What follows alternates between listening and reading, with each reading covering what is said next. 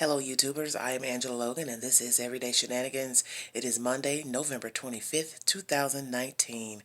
Warm greetings from the high 10.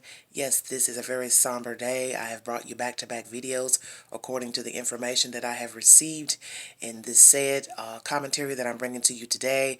If you need verification for this storyline, you may log on to WVTM 13 News, and here is the third update of the Aniah Blanchard disappearance. As many of you have probably already heard, remains were found in Macon County, Shorter, Alabama, and they are believed to be those of Aniah Blanchard, 19, of Auburn, Alabama.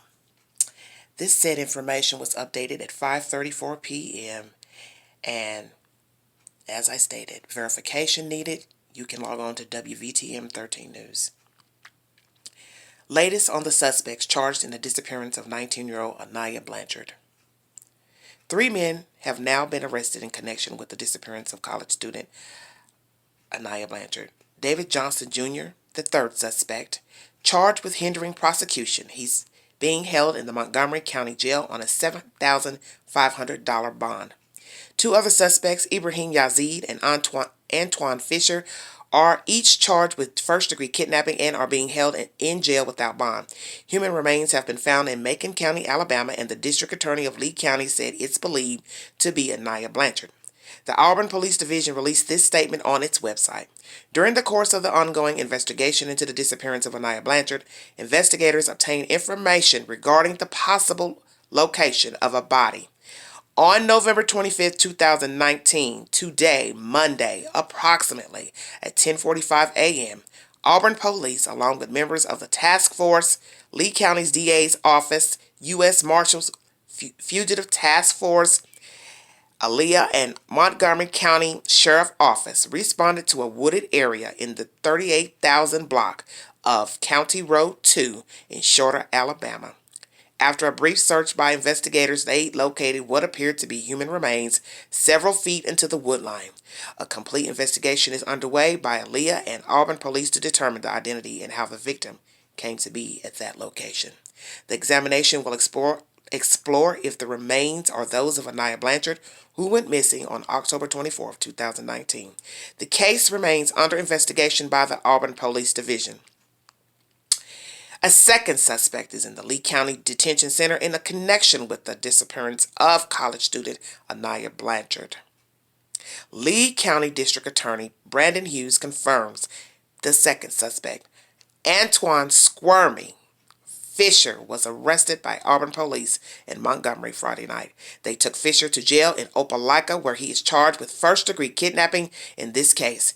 According to an affidavit, Fisher provided transportation to Yazid and disposed of evidence. Another suspect in the case, Ibrahim Yazid, first person arrested in this case, was arrested on November 7th. He is also charged with first-degree kidnapping. Both men are being held in jail without bond. Court documents noted that surveillance footage placed Blanchard and 30-year-old Yazid at an Auburn convenience store at the same time on October 23rd. A witness later identified Yazid as the man seen forcing Blanchard into a vehicle against her will and then leaving with her in the vehicle. Yazid appeared in court last week in Lee County, where the witness testified he was the person who kidnapped Blanchard.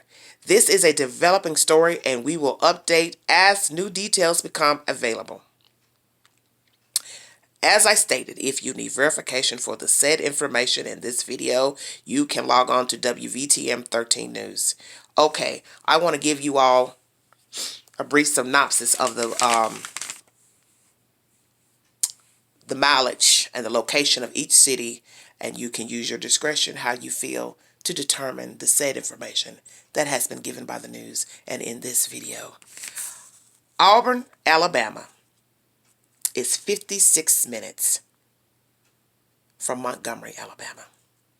Auburn, Alabama is 41 minutes from Shorter. Shorter is in the middle as you're traveling downward south, I-85 South Interstate. Shorter, Alabama is 27 minutes to Montgomery, Alabama. So Auburn is sitting at the top. You're going down I-85 South. On the way from Auburn is Shorter, which is 41 minutes from Auburn. Shorter is 27 minutes from Montgomery, Alabama. And Auburn is 56 minutes from Montgomery, Alabama. So you're looking at an hour's drive from Auburn to Montgomery. And on that drive going down 185 South, I-85, excuse me, Shorter is in the middle going towards Montgomery. Do you see the connection there? Yes. I didn't really want to give an opinion in this video, but I laid that out to you so you can get verification of the said cities and the connection and how they obviously will play out in this investigation. 3 suspects now have been apprehended. Last one is accused of hindering. I guess they will explain to us in further detail what the hindering was, what the hindering is. The second suspect, which was mentioned, has been accused with kidnapping and disposing of evidence. That evidence has not been revealed. One can speculate what it could possibly be. Could it possibly be the car itself? Could it be the weapon used in the crime? Because we do know that she was injured because of the evidence found in her vehicle. And could it also be the victim herself? I am waiting for the details. I will bring you those said details. And once again, you see I have been on here now 3 times in just a couple of hours. And this is a very tragic tale. And as I stated, remains have not been identified as of yet, but they are believed to be those of Miss Aniah Blanchard. I have the deepest sympathy and condolences to her family if those are their child, family members' remains.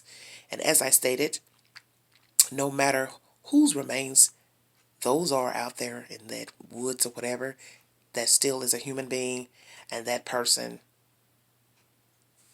has family, friends, in this world. And it is tragic nonetheless, no matter whose they are.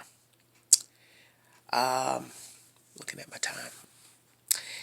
Yes, I have been disturbed today. I was teary-eyed. Of course, I cried because I'm a human being, and I have great empathy inside of my heart for all those who walk the earth, no matter who they are, because nobody deserves to be discarded as trash. And I have said that, and I'll continue to say that.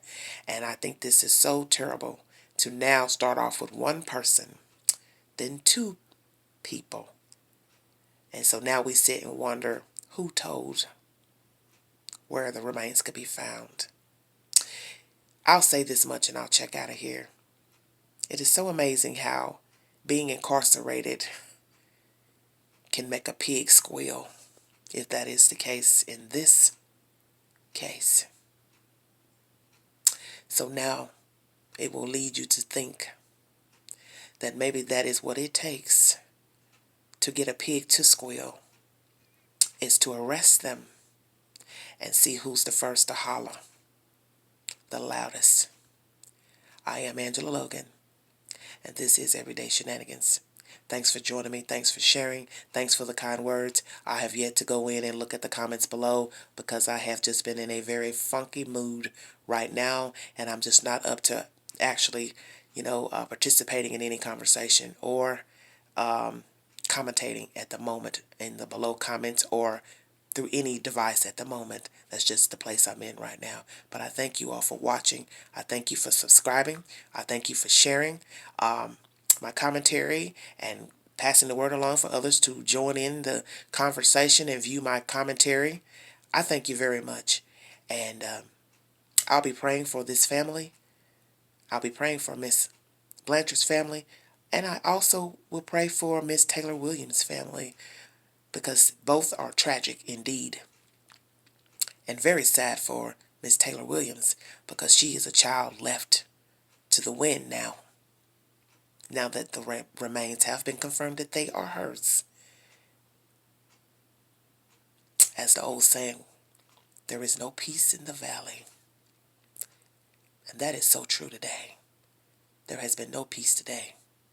But I know that God knows all, and I'm going to lean on faith in all of these terrible situations. Some of you may not believe in God, but I do.